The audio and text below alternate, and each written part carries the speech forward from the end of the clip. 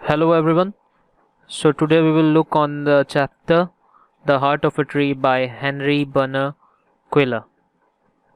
So let's see the intro.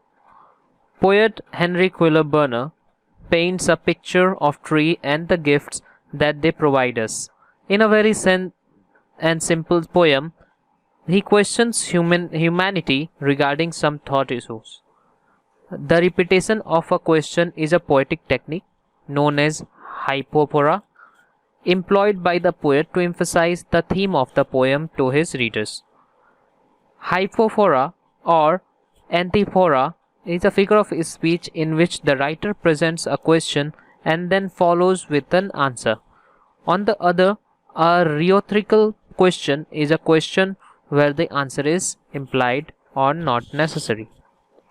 So now we will move on to the stanza. I'll read the first stanza and then I'll give the explanation of that particular stanza. So starting, what does he plant who plants a tree? He plants a friend of sun and sky. He plants the flag of bridges free, the shaft of beauty towering high.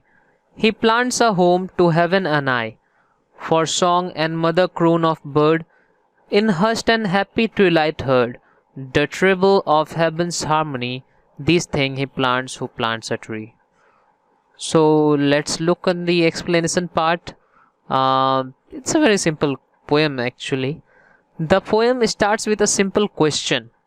In the very beginning, he started the poem with a simple question, and that in the very next line, the poet presents an answer. As I told it before, that he is using a figure of speech, hypophora, in which the poet asks the question and then answers it by himself. He answers that tree as they grow to become friends with the sun and the sky.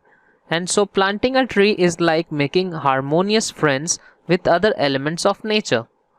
The poet then goes on to compare trees as flags flying freely in the strong breeze like towering shafts of beauty and strength.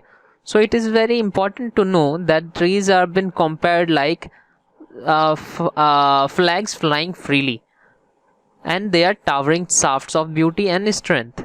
As the stem of the tree grows, it resembles a formidable and majestic tower that reaches the sky.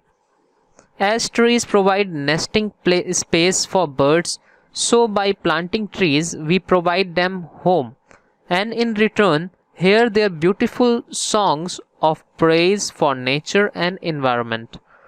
Yes, our trees are provided. The trees are for the birds. They make their nests on it, and we used to get very beautiful and harmonious music or songs from them. We are captivated by the melodious, the surrendering music of birds at twilight. The entire stanza emphasizes the benefits of trees in providing overall harmony to nature, which is compresses to heavenly peace. Berner ascribes goodness of act of planting tree. He also says that whoever has planted the tree, it's not just simply a tree, but it's everything for this entire universe. So going to the second stanza, reading the second stanza. What does he plant who plants a tree? He plants cool shade and tender rain, and seed and bud of days to be, and years that fade and flush again. He plants the glory of the plant. The plants, the forest heritage, the harvest of coming age, the joy that unborn eyes shall see. These things he plants who plants a tree.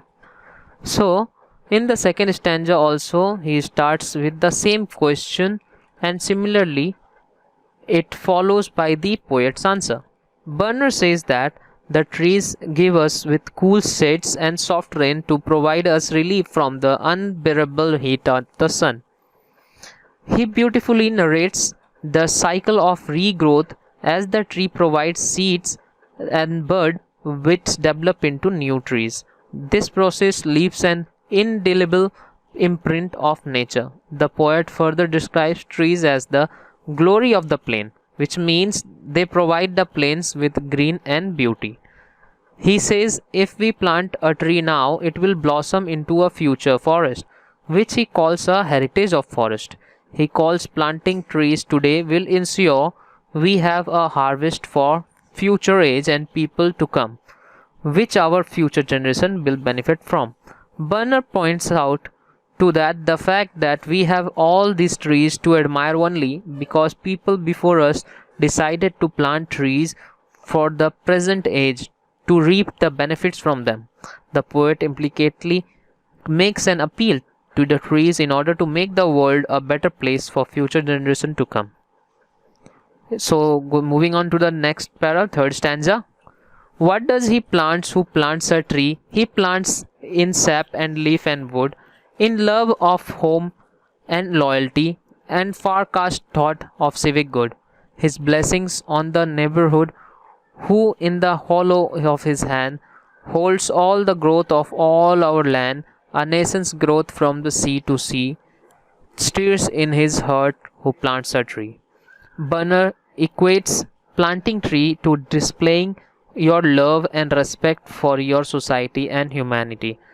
It serves a human being's civic responsibility and duty towards the environment. By sap and leaf and wood, the poet illustrates that all these blessings are present in every part of the tree. The capitalized his highlights that the planting of trees shows a level of sensitivity and benevolence. It brings a level of importance to the trees and their role in creating a prosperous future for mankind. Planting a tree is part of building a nation and society and ensuring its progress from sea to sea. The thought behind the act of planting a tree is truly good and progressive. Key thoughts. Henry Quiller Burner thus writes a unique appeal through his unconventional but simple poem. The Heart of the Tree. The poem praises the satisfaction one gets in planting a tree. The various elements of nature like the sun, sky, and wind also are in the true friendship with trees. With shade and rain, trees bring comfort to people and animals.